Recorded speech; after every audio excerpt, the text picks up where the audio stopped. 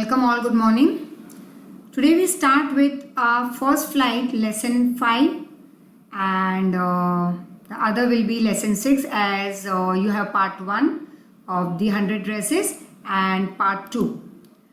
So first today we'll be doing with 100 dresses part 1 by E.B. Esther and along with this for few days once again grammar lectures also will be following.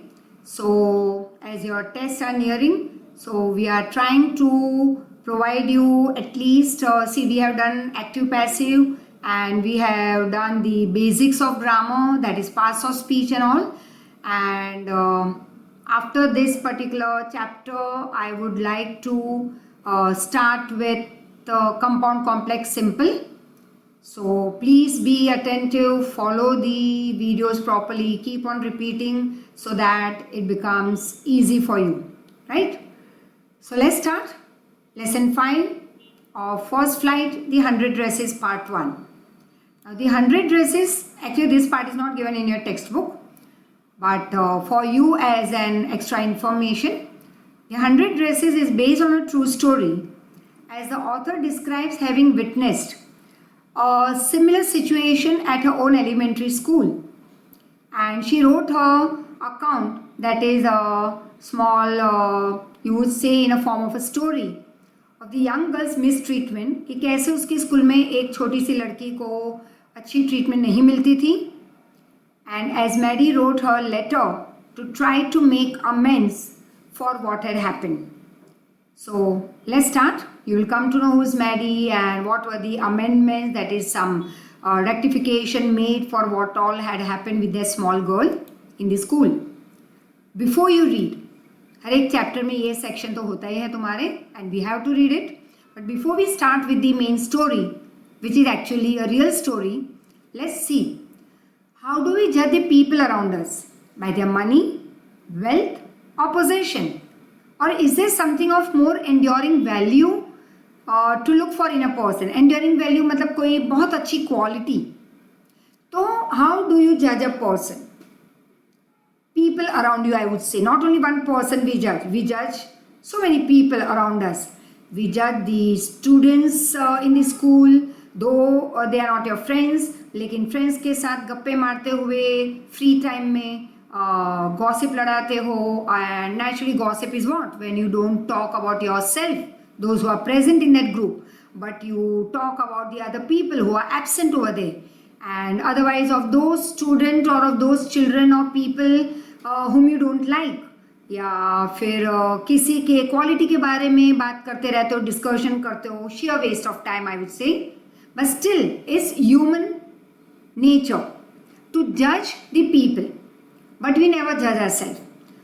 हर एक human being यही समझता है कि हम perfect हैं, 100% we are perfect in each and everything and we never criticise our self, but we should be our first critic. खुद को जज करो, खुद को क्रिटिसाइज करो कहाँ पे हम गलत जा रहे हैं. That is a step towards progress. लेकिन किसी और को क्रिटिसाइज करने से क्या होगा? हमारा डाउनफॉल. किसी और को जज करने की राइट तो हमें है ही नहीं, but yes this is a right that we human being have taken, right? तो तुम किसी को किस बेसिस पे जज करोगे? Wow what an intelligent person. भैया अच्छे दिखने से, लग्जरियस कार में, बड़ी कार में घूमने से या अच्छे कपड़े पहनने से कोई इंटेलिजेंट नहीं बनता. वो पढ़ा लिखा नहीं माना जाएगा. 10-15 दिन, महीने, 2 महीने उसके साथ कांटेक्ट में रहो. At present social distancing babies. Contact मतलब be try to know that person. हम क्या करते हैं, एक दिन में जज कर लेते हैं किसी को देखने पे, या किसी के एक डायलॉग पे उसको जज करते हैं. किसी को पैसे से जज करते हैं, बहुत पैसे वाले, वाह क्या पर्सनैलिटी है, माय गॉड, अपने आप ही वो स्मार्ट दिखने लगते हैं हमें क्योंकि वो पैसे वाले हैं. किसी के पोजेशन से बहुत सारी चीज़ें उसके पास लग्जरियस, जज कर लिया अच्छा या बुरा. कई बार बहुत कुछ होने पे हम किसी को बुरा भी मान लेते हैं, पता नहीं गलत तरीके अपने आके ही ये पैसे वाले बने होंगे. But dear we don't have right to जज any person. We don't know about the person, that person whom we are judging. या कभी ऐसे भी होता है कि किसी की अच्छी क्वालिटी देख के हमने कभी किसी को जज किया, ये तो बहुत कम होता है, right? Like let me share one very nice some my experience. No, sorry for this, because as for my habit I keep on sharing my experiences. I can't share with you your experience with someone because I don't know. I can't share your feelings because they are your feelings. I don't know about the feelings or experiences about my family members because they are their emotions. जो उन्हें पता है, मुझ तक वो सिर्फ पहुंचाते हैं अपने एक्सपीरियंसेस, लेकिन उनके इमोशंस, उनके जो भी like feelings and all I can understand but not 100%, क्योंकि मैंने एक्सपीरियंस नहीं किया. I am not they and they are not me. तो as I have already formed the habit of sharing my experiences in this many years of my profession, I would not call it a profession because I have never taken my teaching as a profession. It's just the thing that I love to be with my children, to teach. हाँ ठीक है, बाद में ये converted into a profession as the world sees around, but for me it is still me and my children communicating with each other. So one of the experience कि मुझे ये आदत थी,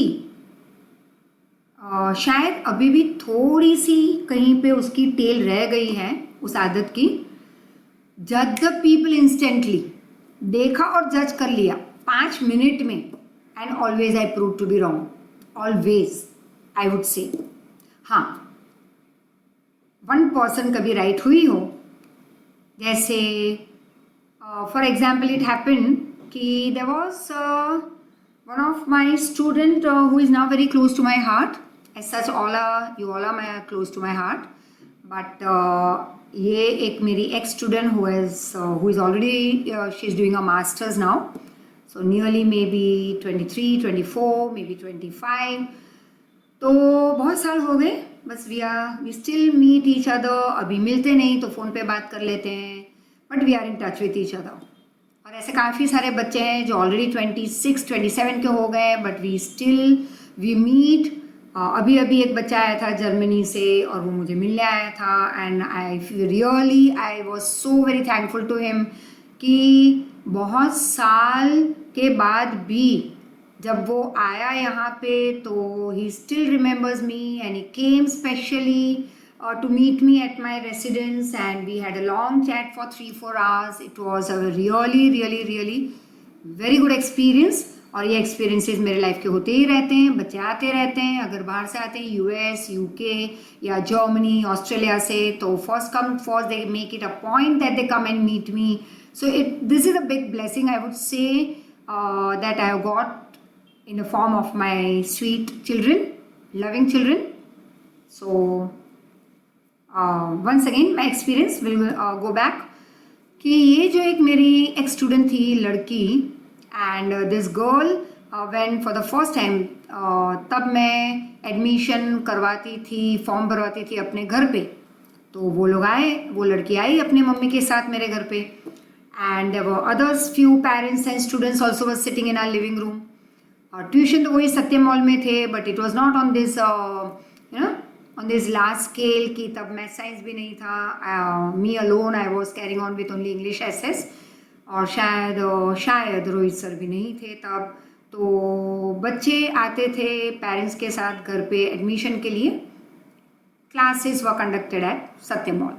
अब ये लड़की जो आई तो her mother was sitting with me on that sofa. She was sitting near me. वो लड़की सामने के चेयर पे बैठी.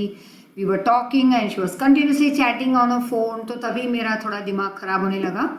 That my God, देखो first judgment, no manners, ये मेरे दिमाग में आ गया. फिर भी मैं बोला चलो बहुत ध्यान नहीं देना है, बच्ची है, let it. She came for her 9th admission. After that it so happen कि उसकी मम्मी से बात मैं कर रही थी, and mother was inquiring where she was asking me some questions. मैं जवाब दे रही थी. अचानक से वो लड़की खड़ी हो गई, फ़ोन उठा के, ना excuse me ma'am, excuse me, I am moving out, I just come in 5 minutes. Urgent call है, I have to respond to it, कुछ नहीं। फ़ोन उठा के जो बार भागी, आई डोंट नो क्या सीक्रेट बात चल रही थी। She went out of the room, she didn't come back then. उसकी मम्मी सब फॉर्म फिलअप करके चली गई।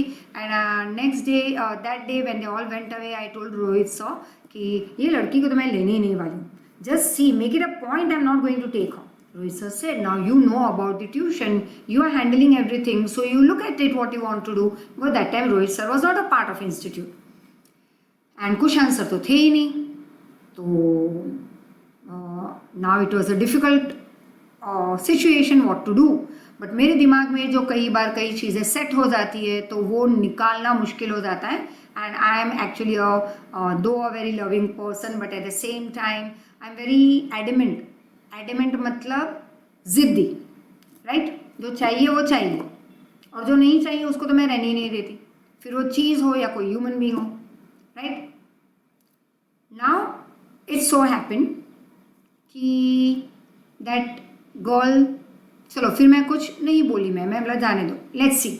लेकिन दिमाग में वो हिट करता रहा कि ये लड़की जब मेरे सामने आएगी, how will I be able to teach her, because I not be comfortable with this girl who is having no manners, who doesn't know how to.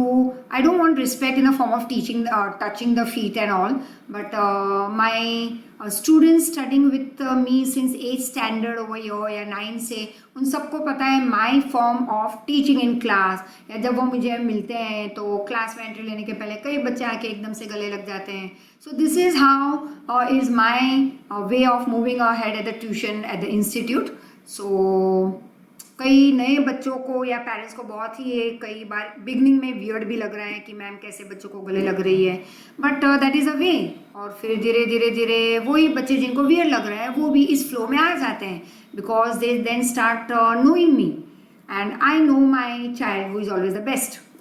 तो फिर वो लड़की, बहुत पहले की बात है, not now, make it a point, that girl is so happen कि धीरे धीरे धीरे फिर वो अपने ग्रुप का भी साथ में एडमिशन उसने करवा लिया था. तो लेटर ऑन ठीक है, 2-4 महीने हुए, 6 महीने हुए, फिर धीरे धीरे धीरे वो बहुत प्यारी लगने लगी. फिर वो 10th में भी आई. Then that time after by mean time Kushan sir came here. तो हम लोगों ने 11th-12th भी कॉमर्स स्टार्ट कर लिया था. तो तब तक वो लड़की 11th में आई. Means just see, 9th I had decided कि लड़की को तो लेना ही नहीं है. फिर 2-3, that was my first wrong judgement. फिर 2-3 महीने तक वही जजमेंट, गलत गलत गलत गलत, starting coming closer closer closer to that girl, started loving her so much with like all other children, and we became so close to each other, our families became so close to each other कि फिर तो वो घर पे आने जाने लगी. We used to go to a place and like 11-12 भी हम यहीं पे उसने किया इंस्टीट्यूट में कॉमर्स एंड वॉट एवर. फिर तो like you know every time 1-2 महीने होते आ जाती क्लास पे, टपक पड़ती चालू लेक्चर में अंदर, मैम 1 मिनट गले लग के फिर वापस बाहर भाग जाती. तो this is how I said sorry to that girl. और मैंने उसके साथ भी शेयर किया था. और अब तो हंसी मजाक में हर बार जब भी मिलते हैं ये पॉइंट तो मैं रेज करती हूँ that my God, just see कैसे मैंने तुम्हें रॉन्ग जज किया था और मैंने कैसे फिक्स किया था. ऐसे एक बच्चे के साथ भी जो बहुत ही इंटरेस्टिंग है, वो उसी की बैच का था, but he came before her in 8th standard and that time used to go for math science somewhere else. And this child, लड़का, तो वो अब ऑस्ट्रेलिया में है एंड वेरी क्यूट. उसकी तो फ़ोटो भी उसने मुझे दे के रखी है, एक पासपोर्ट साइज़, कि मैम आपके वॉलेट में ही रखना हमेशा. मैं बोला okay, and still with me wherever I carry my purse, it's always there. He comes along with me everywhere, he follows me everywhere. तो ये लड़का जब 8th में आया तो as you know I don't give much of homework, right? सबको पता है I don't bang you with the homework. I just tell you कि इतना करना है रोज़ का रोज़. एक चैप्टर खत्म हुआ, नोट्स में से क्वेश्चन आंसर लर्न करके लिख लो बिना देखे होमवर्क बुक में. That is my pattern. और टेस्ट में पता चली जाएगा कि तुम पढ़ रहे थे या नहीं इतने time. But I don't give you loads of homework. हाँ, ग्रामर होता है तब दे देती हूँ. तब ये लड़के ने एक आध महीना आया होगा, 1-1.5 महीना, and he started irritating me in the class. बदमाशी करना, ऊंची आवाज़ में चिल्लाना, और फिर एक दिन मैंने डांटा और होमवर्क नहीं करना फर्स्ट ऑफ ऑल, तो वो तो करके भाग गया क्लास में से. Directly ran away from the class by showing his tongue to me and I was shocked. I said what a child. Fix हो गया, फिर से वही नहीं लेना. फिर जब वो घर ऐसे करके भाग गया, नेचुरली उसको तो अब आना ही नहीं था, क्योंकि उसको लगा अब तो मैम डांटेगी. ऐसे मुंह में से टंग निकाल के मुझे दिखा के चला गया था. And today I laugh like a lot, like कि how cute this children are, the small children 8th में 9th में, जिनको 10th also cute. Don't worry, because you are still very small. You think you have grown up but you are not grown up much. हाँ, कहीं पे grown up हो but हर जगह पे नहीं. अब ये लड़का ने कहा मैं तो ट्यूशन जाऊंगा नहीं. अब उसके मैथ साइंस के जो भी सर टीचर थे उन्होंने कहा भैया क्यों नहीं जाना है, कामिनी मैम होमवर्क बहुत देती है. आई सेड सॉरी. नेचुरली ये लड़का थोड़ी ना बोलेगा कि मैं टंग दिखा के मैम को वापस भाग गया था, और उसने तो बहाना बना लिया मैं नहीं जाऊंगा अब वहाँ पे. फिर उसके पापा खींच के ले आए 2-3 दिन के बाद कि आप ही को पढ़ाना है और 10 तक ही यहीं पे बच्चा रुकेगा. देखता हूँ कैसे भागता है.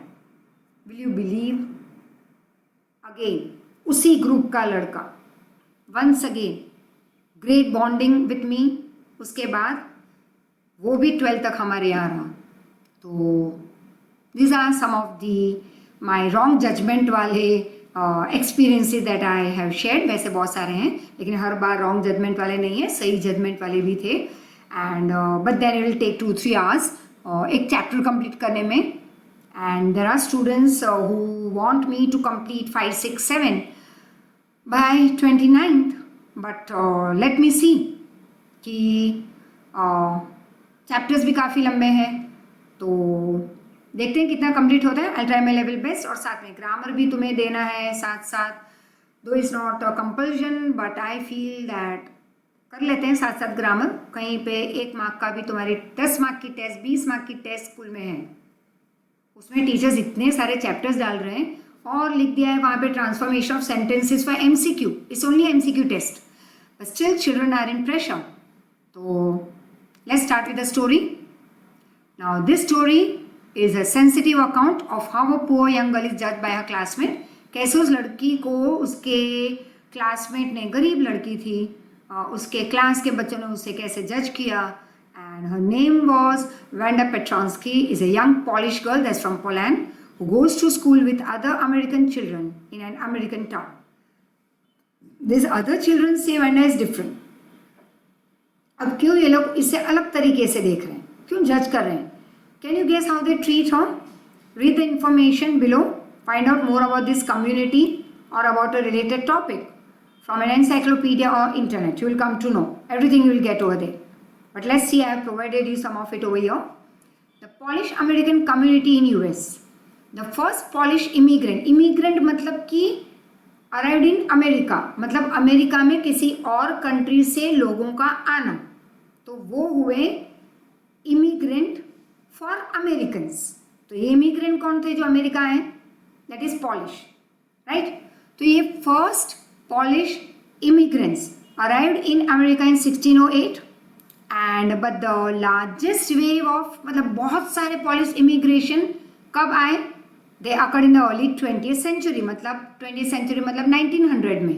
तो आए, स्टार्ट किया उन्होंने अमेरिका में आना 1600 में, मतलब 17th century.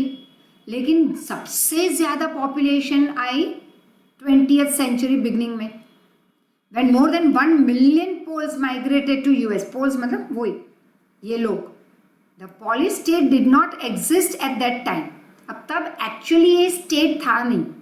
And the immigrants were thus identified according to the country of origin rather than to ethnicity. मतलब स्टेट के हिसाब से उनको आइडेंटिफाई नहीं करते थे. वो कहाँ के ओरिजिन है, कौन सी कंट्री में बॉर्न हुए हैं, वैसे उनको आइडेंटिफाई करते. They were identified like as Russian, German, Austrian. तो हम देखते हैं यहाँ पे पॉलिश स्टेट क्या है. It's a country of central Europe. At the end of 18th century it was divided. Once again in 1918 it got independence. The full official name of this Polish state is that is Rzeczpospolita Polska, which translates to, इसका मतलब हुआ Commonwealth of Poland, right? One of the most notable Polish American communities in Chicago and its suburban area. Suburb मतलब outside the city area, जैसे हम कहते हैं Bhopal, right? जैसे भोपाल का तो आजकल सिटी में अहमदाबाद में एंट्री हो गई है, then you can take the ring road, right? तो वहाँ की सारी जो रेसिडेंशियल रीजन है उसको हम कहेंगे suburb. So Chicago is sometime called second largest Polish city in the world, मतलब जहाँ पे ये इमिग्रेंट्स रह रहे. Next only to Warsaw. Warsaw pact हुआ था, which you will learn later on in SS. Capital of Poland, Warsaw जगह है जो पोलैंड की कैपिटल है. Polish American were sometime discriminated in US. अब क्योंकि ये लोग अमेरिका के इमिग्रेंट्स थे, बाहर से आए थे, तो उनको डिस्क्रिमिनेट किया जाता है यूएस में. As were the Irish, Italian and Jewish. जैसे यूएस में जूइश को डिस्क्रिमिनेट करते, पार्शियलिटी होती इटालियंस के साथ, आयरिश के साथ, वैसे ये पॉलिश के साथ. According to US 2000 census, 667,414 American of age 5 years and more than 5 years reported polish.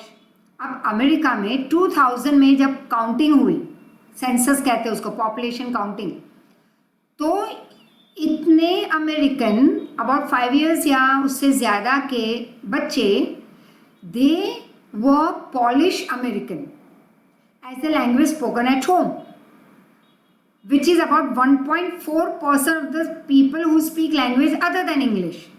मतलब इंग्लिश के अलावा जो लैंग्वेज बोली जाती है उसमें 100 में से 1.4% लोग पॉलिश बोलते थे, और 0.25% of the US population, right? So this was just an introductory, some informatory part I would say, not introduction, information provided. तो ज़्यादा तो तुम नेट पे भी सर्च कर सकते हो उसके बारे में, काफ़ी कुछ दिया हुआ है about this Polish state. Let's start with the story. And as I told you, it's a real one. Today, Monday, Wanda was not in a seat, but nobody, not even Peggy and Madeline, the girls who started all this fun, जिन्होंने मजाक start किया था, इन दो लड़कियों ने, notice हर absence. Notice मतलब पूरा read करो तो देखो. Wanda was not in a seat, वो अपने बेंच पे थी नहीं क्लासरूम में, लेकिन दो लड़कियों ने जिन्होंने ये फन स्टार्ट किया था, उन्होंने भी नोटिस नहीं किया उस दिन मंडे कि भाई वेंडा नहीं आ रही थी. Usually Wanda sat in the seat next to the last seat in the last row in the room 30. अब क्लासरूम 13 में उसकी फिक्स सीट पे वो बैठती थी. उसकी सीट फिक्स नहीं थी, उसने खुद वो पिकअप की थी वो सीट, और वो लास्ट सीट के नेक्स्ट में थी, लास्ट रो में. She sat in the corner of the room where the rough boys मतलब जो पढ़ाई नहीं करते, बदमाशी करते, जिनके मार्क्स अच्छे नहीं आते थे, ऐसे बच्चे. So she sat in the corner of the room where the rough boys who did not used to get good marks sat. मतलब हर बार लास्ट सीट पे कॉर्नर में बदमाश बच्चे बैठते, ना पढ़ने वाले बच्चे बैठते, तो ये लड़की भी ऐसे एक कॉर्नर में बैठ गई. The corner of the room where there was more scuffing of the feet. ऐसा कॉर्नर ये था रूम का, क्लासरूम का, जहाँ पे नॉटी बॉयज, नो पढ़ाई करने वाले बॉयज, स्कफलिंग ऑफ द फीट मतलब जो पैर से हमेशा आवाज़ करते थे, मोस्ट रोर्स ऑफ लाफ्टर, ऊंची आवाज़ में हमेशा हंसना, मेकिंग फन ऑफ समथिंग और द अदर, या ऐसी डायलॉग बाजी करना, and most mud and dirt on the floor. और ऐसी जगह से आते कि अपने जूतों में डर्ट लेके आते और फिर पैर पछाड़ के बदमाशी करते, तो वो कॉर्नर ऑफ द रूम हमेशा डर्ट ही रहता, right, with that mud and dirt. Wanda didn't sit there because she was rough and noisy. अब वेंडा भी ऐसे एक कॉर्नर में बैठी थी, that last part of the room, लेकिन इसलिए नहीं कि वो डर्टी थी या वो बदमाश थी दूसरे वो लड़कों की तरह. On the contrary she was very quiet and rarely, मतलब hardly she said anything at all. चुप थी, एकदम quiet. Nobody had ever heard her laugh out loud. कभी वो ऊंची आवाज में हंसी हो वैसे किसी ने सुना नहीं था आज तक. Sometimes she twisted a mouth into a crooked sort of smile. हल्का सा मुंह ऐसे टेढ़ा करती, as if she was giving a small smile. That was all, उससे ज्यादा कुछ नहीं. Nobody knew exactly why Wanda sat in that seat.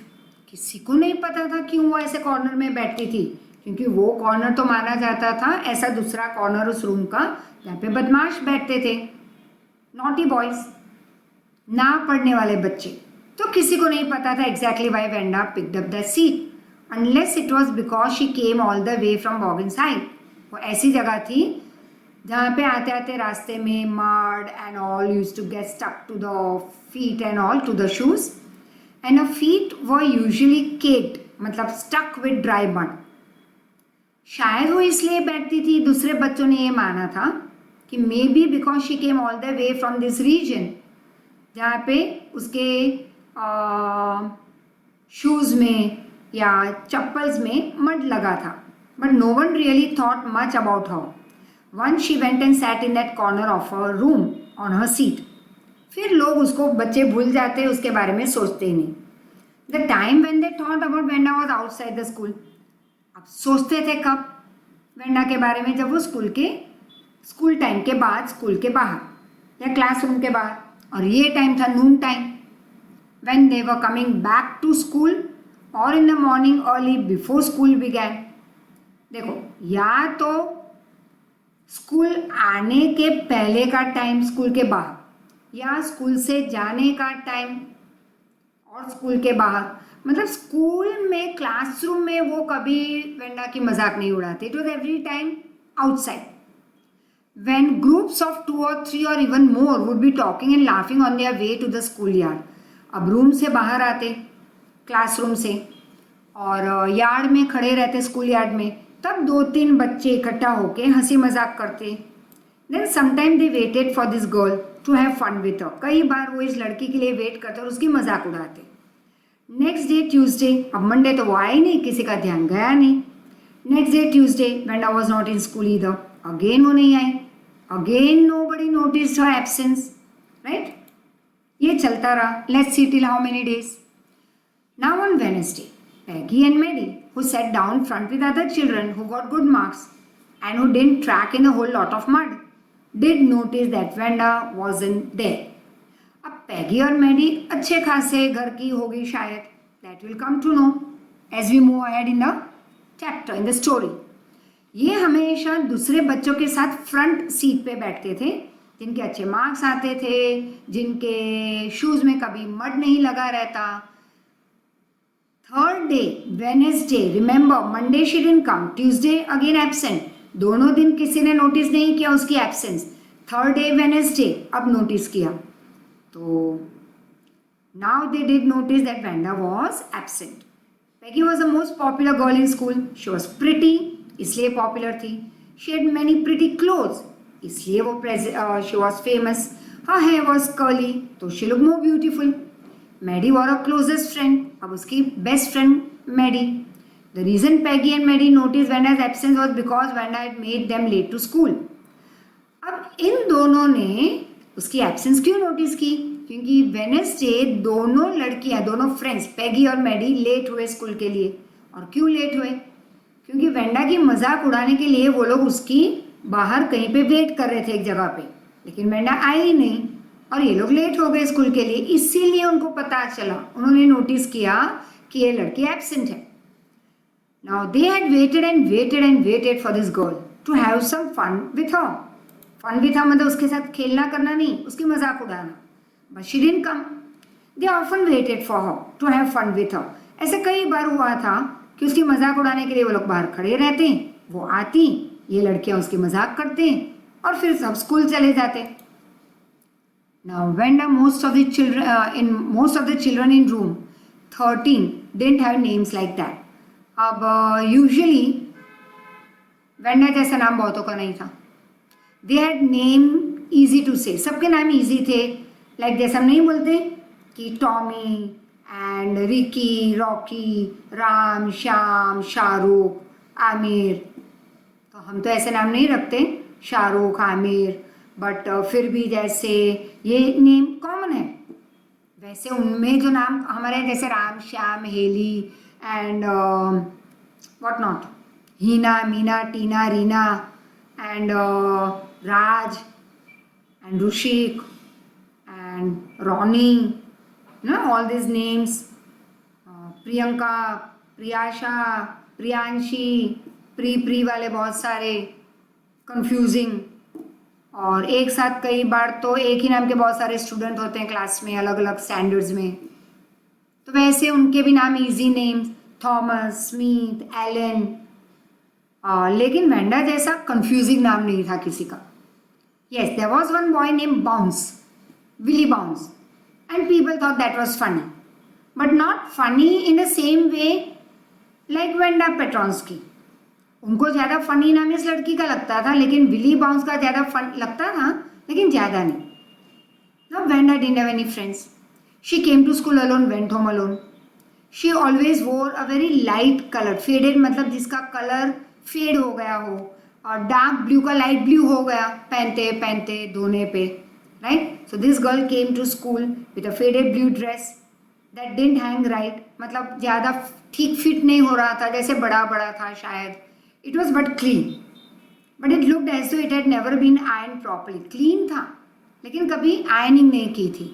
She didn't have any friends but a lot of girls talk to her. खुद के उसने कभी friends नहीं बनाए, लेकिन काफ़ी लड़कियां उसके पास आके बात करती. अब समझ गए क्यों आती उसके पास? मजाक उड़ाने. Most of the time. Sometime they surrounded her in the school yard as she stood watching the little girls play hopscotch on the worn hard ground. Worn मतलब ठीक से रास्ता नहीं बना था, उबड़ खाबड़ ऐसे ही ग्राउंड था, हार्ड ग्राउंड. और वहाँ पे जैसे नहीं रास्ते पे या ग्राउंड में, I used to love this playing, and even today many children I know they play this hopscotch.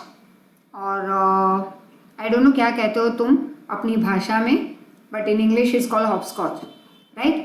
तो बहुत सारी लड़कियां स्कूल के ग्राउंड में ही खेलती, और वेंडा खड़ी रह जाती है देखने, लेकिन वो कभी खेलती नहीं. She was always alone. Wanda, Peggy one day would say in a most courteous, that is in a very good manner, respectful manner, as though she were talking to Miss Mason. जैसे वो miss mason के साथ बात कर रही हो, वैसे उसने बहुत रिस्पेक्टफुली, किसी टीचर से जैसे बात कर रही हो, वैसे उसने बहुत रिस्पेक्टफुली वेंडा के पास गई, और पैगी ने कहा Wanda. Again she would say Wanda, giving one of her friends a nudge. Nudge मतलब ऐसे, मतलब देखो अब मैं कैसे उसकी मजाक उड़ाती हूँ. Tell us how many dresses did you say you had hanging up in your closet? Closet मतलब wardrobe. अब ये लड़कियाँ उसकी, एक लड़की है पैगी, अपनी दूसरी फ्रेंड्स जो उसको हमेशा उसके साथ रहती मजाक उड़ाने में, तो ये पैगी ने ऐसे एल्बो से नच किया उसे. नच मतलब टू प्रॉड, कि ऐसे सी अब देखो मैं क्या करती हूँ. और वेंडा बेचारी शांत लड़की उसके पास जाके ये क्या पूछती, चल चल चल वेंडा बता तो, तुमने क्या मुझे एक दिन बोला था कि तुम्हारे वार्डरोब में कितने ड्रेस हैंग हो रहे हैं? एंड 100, वेंडा वुड से कि मेरे वार्डरोब में 100 ड्रेसेस हैं. 100, exclaim all the little girls incredulously, मतलब showing unwillingness to believe. Surprise. एक ही पुराने ड्रेस में फेडेड क्लोथ और ढीला ऐसे हैंग हो रहा है स्कूल ड्रेस, ऐसे कपड़े में रोज एक लड़की का आना जो कह रही है कि मेरे वार्डरोब में 100 ड्रेस है, तो कैसे ये लोग बिलीव करते? एंड द लिटिल वंस वो stop playing hopscotch and listen. और जो छोटी लड़कियां खेल रही थी हॉपस्कॉच, वो पास में आके सुनने बैठ जाती कि भाई 100 ड्रेसेस ऐसी के पास, ही 100 एक साथ, all lined up in the wardrobe, said Wanda. तो सब तो पहले तो सरप्राइज थे, तो वेंडा ने धीरे से कहा हाँ, ऑल एक साथ. Then a thin lips drew together in silence. फिर चुप हो गई. What are they like? All silk? I bet, said पैगी.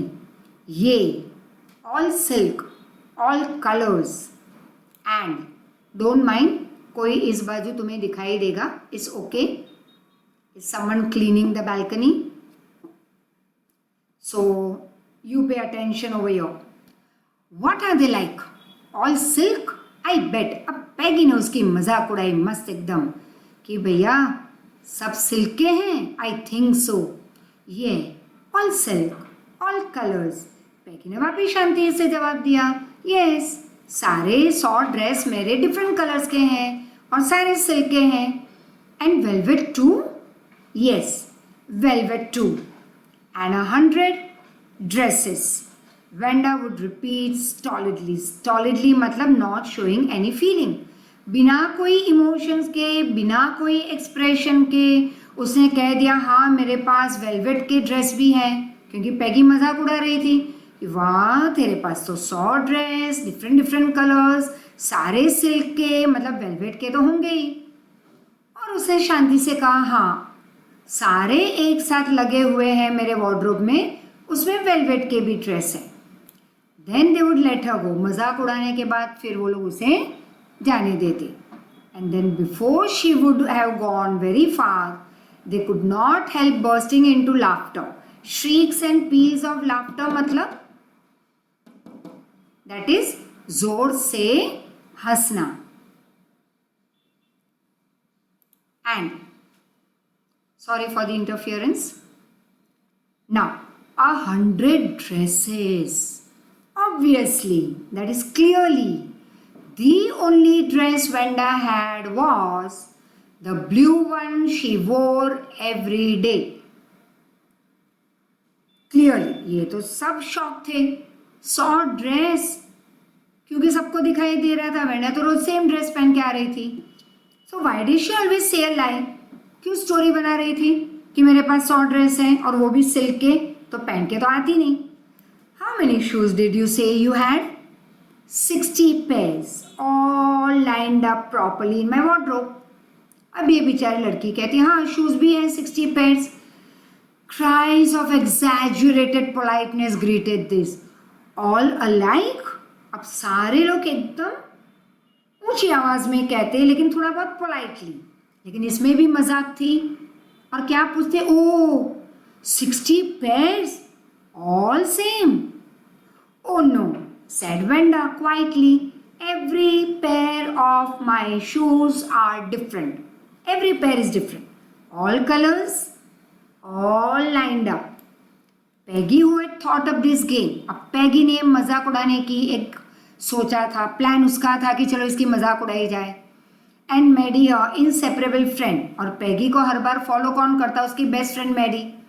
वो always the last to leave. सब मजाक करते और चले जाते.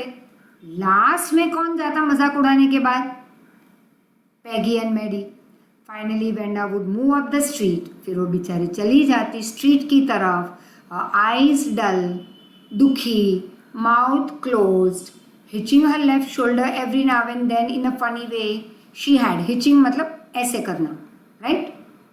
सो hitching her way her shoulder every now and then. And then you would say that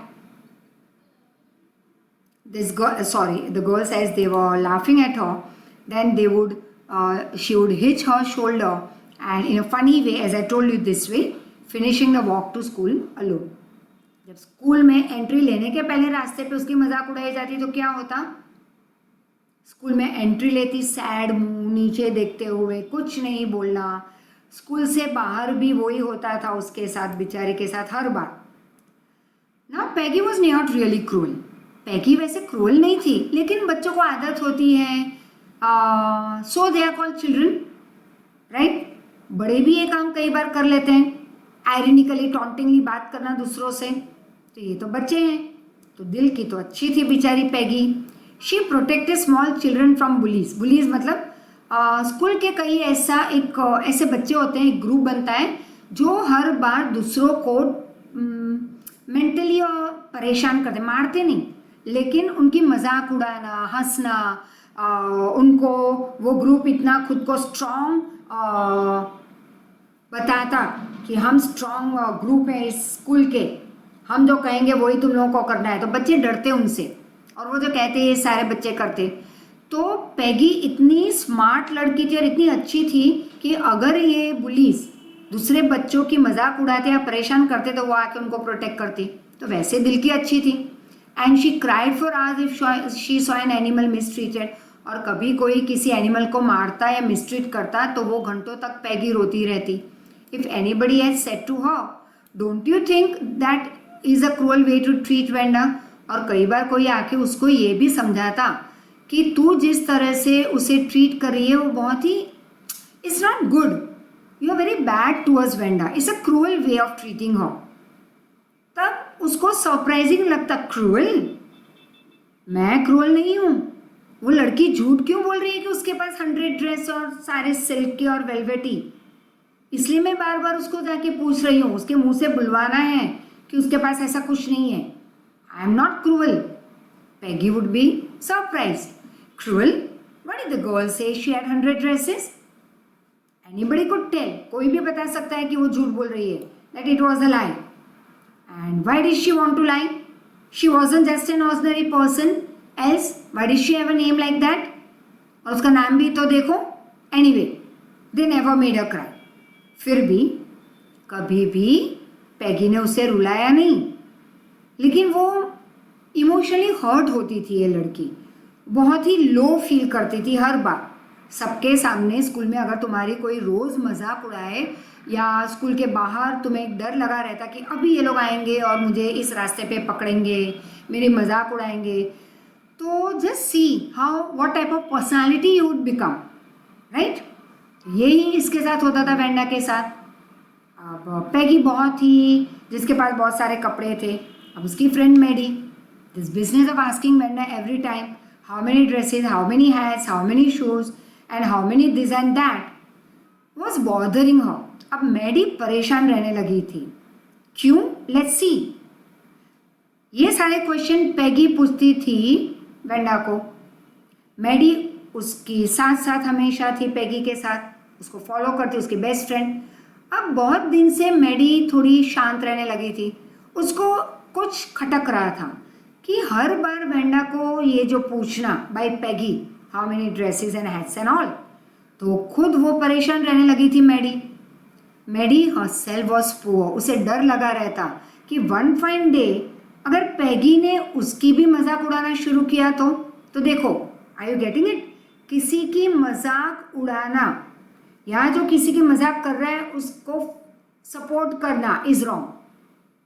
हमारा भी टर्न आ सकता है कभी। तो अब मैडी दुखी रहने लगी, परेशान रहने लगी। शी यूजुअली वोर somebody's hand me down cloth. Hand me down cloth मतलब किसी के दिए गए कपड़े जो उसकी मम्मी ठीक ठाक करके उसको पहनाती। तो मैडी भी गरीब थी, किसी के पहने कपड़े जब उसको मिलते तो पहनती। Thank goodness she didn't live in that region जहाँ पे गरीबों की बस्ती थी। She didn't live up on Boggin's height or have a funny name like Venda. Now, sometime when Peggy was asking Venda those questions in that mocking polite voice polite था. So Venda, you have 100 dresses and what did you tell me? How many shoes you have? आवाज polite, लेकिन taunting, mocking, मजाक उड़ाना, tone थोड़ा वैसा भी था पैगी का। Maddie felt very bad, awkward, weird, that is embarrassed, and studied the marbles in the palms of her hand, rolling them around and saying nothing herself.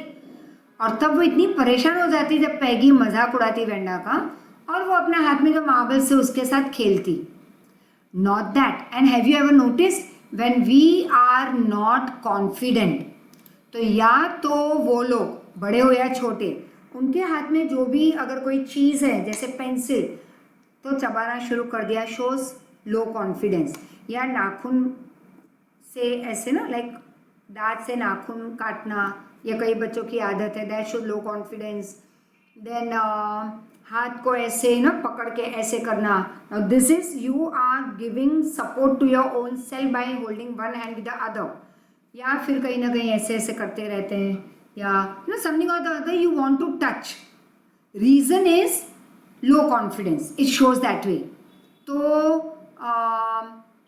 Maddie भी थोड़ा ऐसी फीलिंग आ रही थी उसमें, तो वो उसके हाथ में मार्बल से वो खेल उसको ऐसे टच करके खेल रही थी।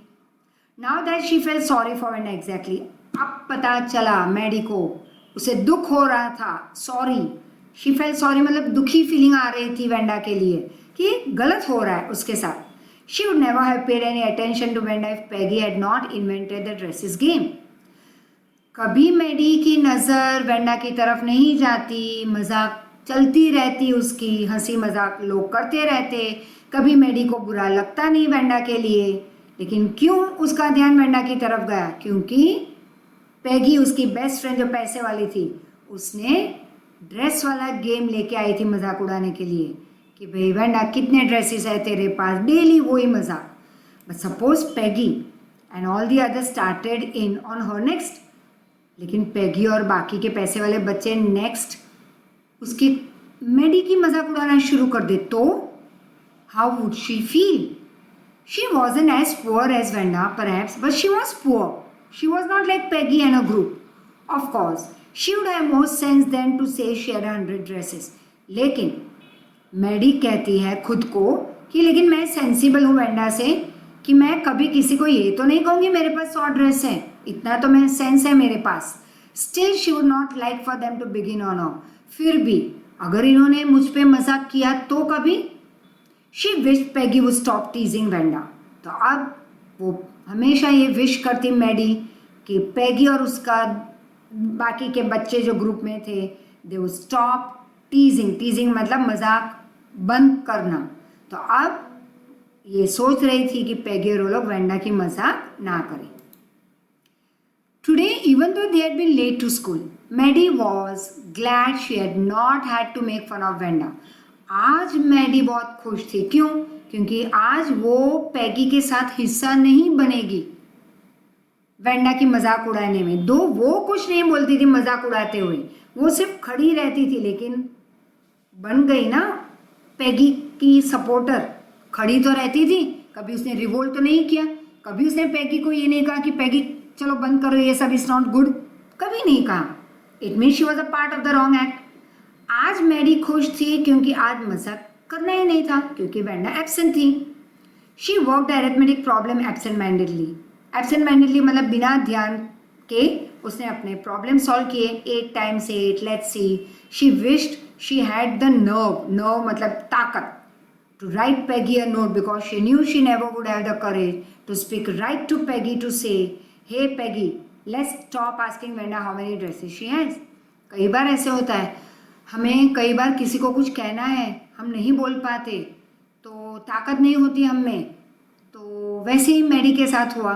उसे कहना था अपनी बेस्ट फ्रेंड पैगी को कि मत करो ये मजाक वेंडा के साथ, लेकिन उसमें वो ताकत ही नहीं थी. तो उसने कहा चलो भाई नोट लिख लूँ, राइट. लेकिन नोट लिखने की ताकत भी नहीं आ रही थी उसमें.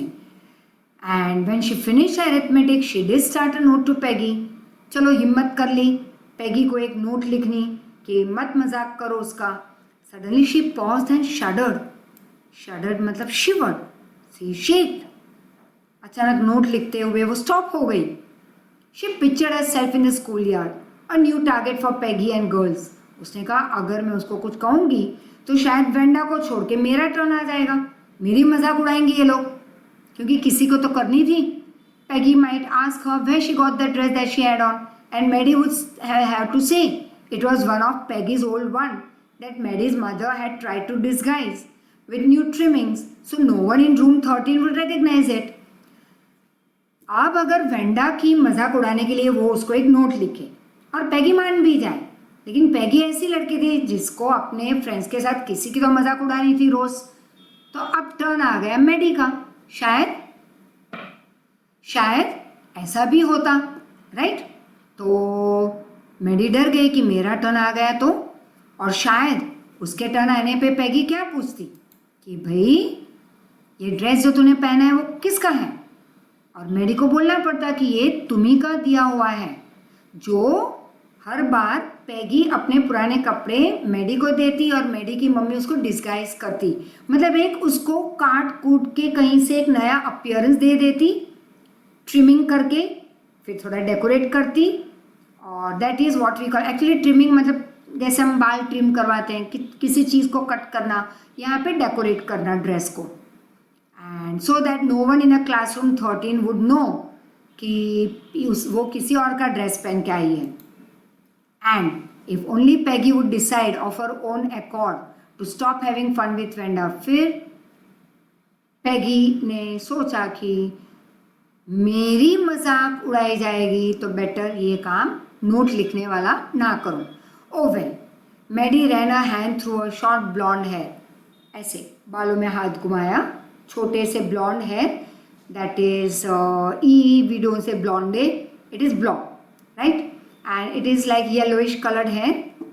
हमारे यहाँ काले बाल होते हैं तो वो कलर करवाते हैं बच्चे, आधा वाला कहीं पे एक थोड़े से बाल या end of the hair yellow orange जैसे ब्रॉन्ज कलर वैसे करवाते हैं. तो ये लड़की के बाल येलोइश कलर के थे थोड़े बहुत, तो उसने अपने छोटे से ब्लॉन्ड हेयर में हाथ घुमाया, अपनी उंगलियां ऐसे घुमाई. And as though to push the uncomfortable thoughts away, जैसे अपनी सोच को भगा देना. What difference did it make? ठीक है, अगर वो मजाक उड़ाए तो उड़ाए, it doesn't make any difference in my life. Slowly Mary tore that note into bits that she had just started to write to Peggy. She was Peggy's best friend. Peggy was the best liked girl in the whole room. और वैसे Peggy बहुत ही likeable girl थी पूरे 13 number room में. सारे students उसको पसंद करते थे और वापस मैडी उसकी बेस्ट फ्रेंड. तो शी सेड ठीक है, it doesn't bring much difference in my life. Peggy could not possibly do anything that was really wrong, she thought. और उसको पता था कि पैगी कुछ ज़्यादा बुरा तो करेगी नहीं, क्योंकि वैसे तो वो गुड हार्टेड गर्ल है. As for Wanda, she was just small girl who lived upon Boggins Height and stood alone in the school yard. और for Wanda she was just a small girl who was staying at the Boggins Height. तो अब medically important कौन था? Not Wanda, जो अकेली एक लड़की school ground में अकेली खड़ी रहती, बच्चों को खेलते हुए देखती, लेकिन उसके लिए इंपॉर्टेंट था लाइफ में Peggy. She hardly ever said anything to anybody the only time. और वेंडा तो कभी किसी के साथ कुछ बोलती ही नहीं थी, कभी मजाक नहीं उड़ाती थी किसी का, बात ही नहीं करती. She was just the girl who used to talk sometimes in the school yard about 100 dresses. हाँ, वो सिर्फ तब बोलती जब बच्चे, ये लड़कियां पैगी एंड ऑल उसको क्वेश्चनिंग करते उसके 100 ड्रेसेस के बारे में, तब वो कुछ बोलती. Maddie remembered her telling about one of her dresses pale blue with colour trimmings and she remembered another that was brilliant jungle green with red सैश.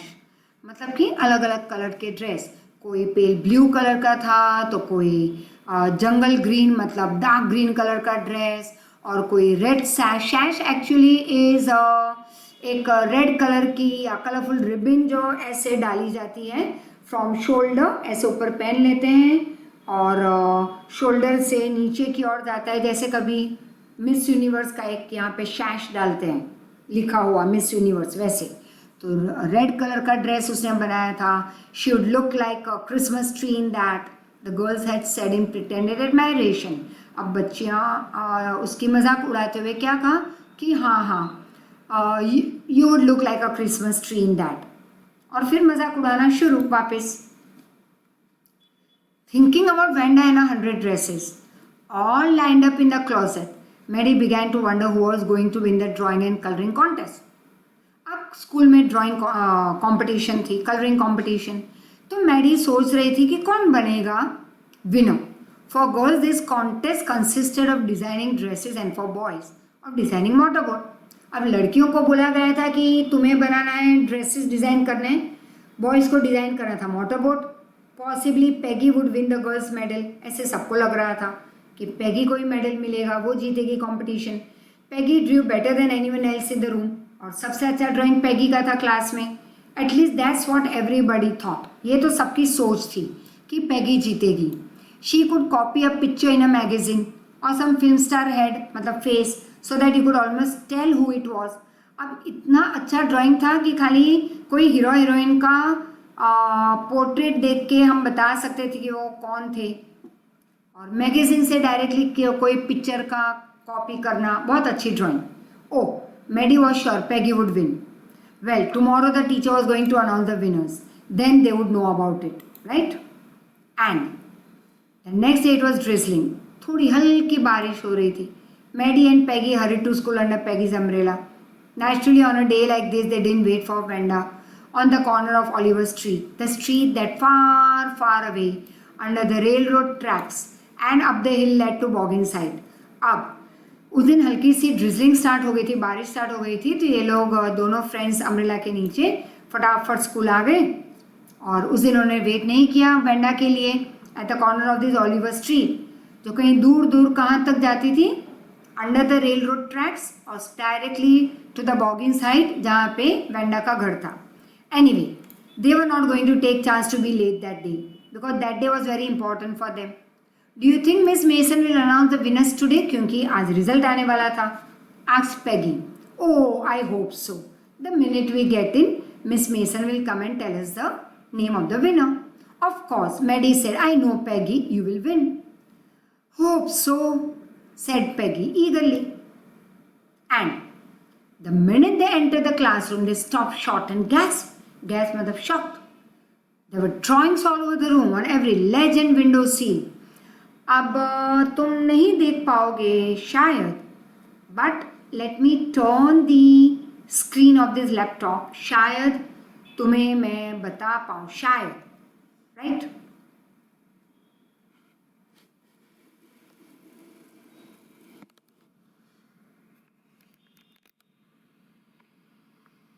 शायद you can see this window, और यहाँ पे ये जहाँ पे हम जैसे अलग अलग चीज़ हम रख सकते हैं, या तुम कुछ भी जैसे तुम ये रख दो या कुछ भी, you can keep anything, right?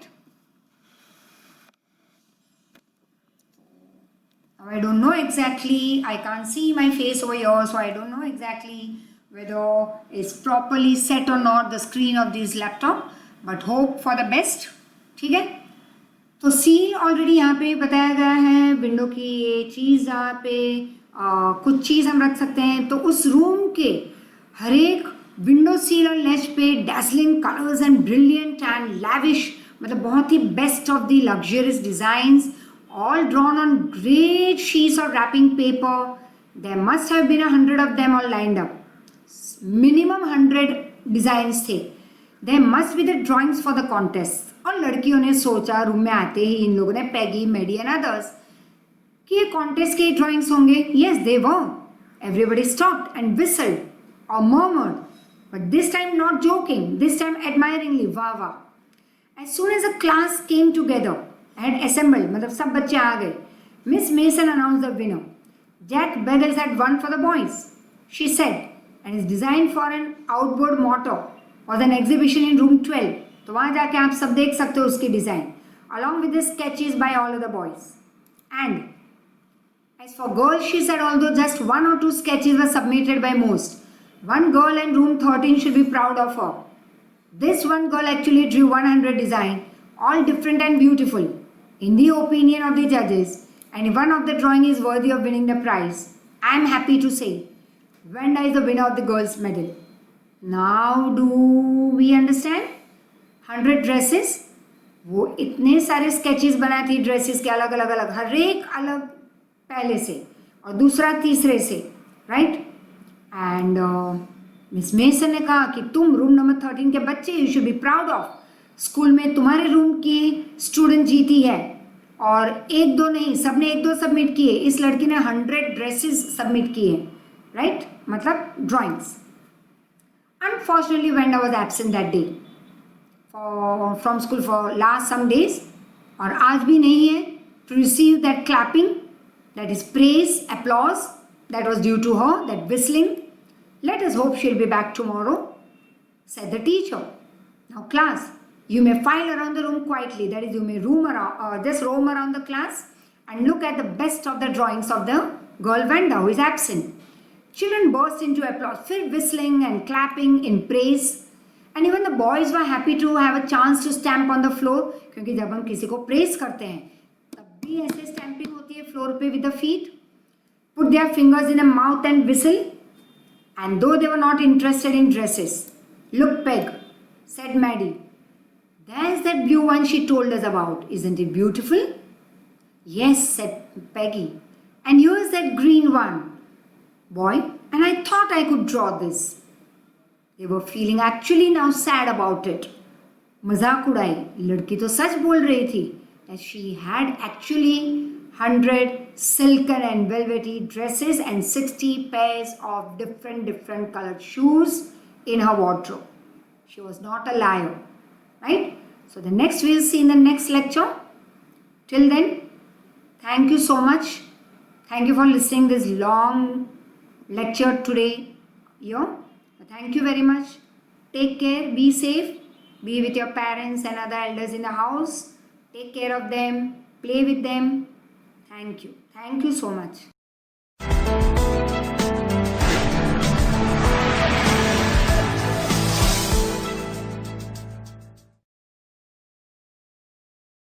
Here is the summary of the story 100 Dresses 1 by Elso Esther. On Monday, Wanda Petronsky was not in her class seat, but nobody noticed her absence. She usually sat in the corner of room 13, which housed the rough boys. These boys did not score high marks, were the loudest, and sat in the dirtiest section of the room. Wanda was a quiet girl without any friends. She came from Boggin Street, which was the poorest neighborhood in the town. She sat in the corner of room 13, overlooked by everyone. The only time anyone noticed Wanda was after school hours, when they made fun of Wanda. On Wednesday, Peggy and Maddie noticed that Wanda was not in class. The reason they noticed Wanda's absence was because she made them late to class. Peggy was the most popular girl in school, and Maddie was her closest friend. Usually, they waited for Wanda so they could make fun of her. No one in room 13 had a name like Wanda. Wanda came to school alone and wore a faded blue dress. Though her dress was clean, it was wrinkled and loose. Peggy, outwardly polite, would ask Wanda how many dresses she had in her closet. Wanda would reply she had 100 dresses, all made up of silk and velvet. They would let her go and then laugh behind her back. They didn't believe that Wanda, who wore a faded blue dress, had 100 dresses. They would also ask her how many shoes she had. Wanda would reply she had 60 pairs of shoes. The girls again did not believe her, so they would ask Wanda if they were all the same color. Wanda would reply that they were all different colors. Peggy was not a cruel girl. She did not believe that Wanda had 100 dresses, and therefore felt justified in making fun of Wanda. Maddie, however, did not feel good about teasing Wanda. Sometimes when Peggy politely mocked Wanda, Maddie would stay quiet.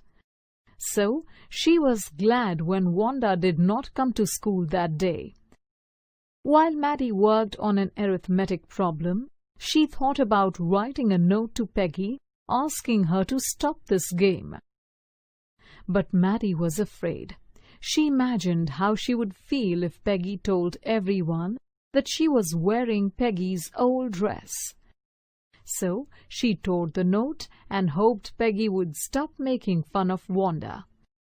Peggy was the most popular girl in the school, while Wanda was a girl from the poorest part of the town who did not have any friends. Thinking of Wanda's dresses, Maddie thought of the drawing and coloring contest. For girls, the contest was about drawing dresses, and for boys, designing motorboats. She knew Peggy would win the contest since Peggy could draw very well. The next day it was raining, so Peggy and Maddie ran straight to school without waiting for Wanda. Maddie wished Peggy good luck and hoped she would win the contest. When they entered the classroom, they were dazzled by the drawings that had been put up all over the classroom. Miss Mason, their teacher, waited until all the students were gathered in the classroom. Then she announced the winner for the boys' contest. She then informed the class that while most of the girls submitted 1 or 2 drawings, one girl from the class had drawn pictures of 100 dresses.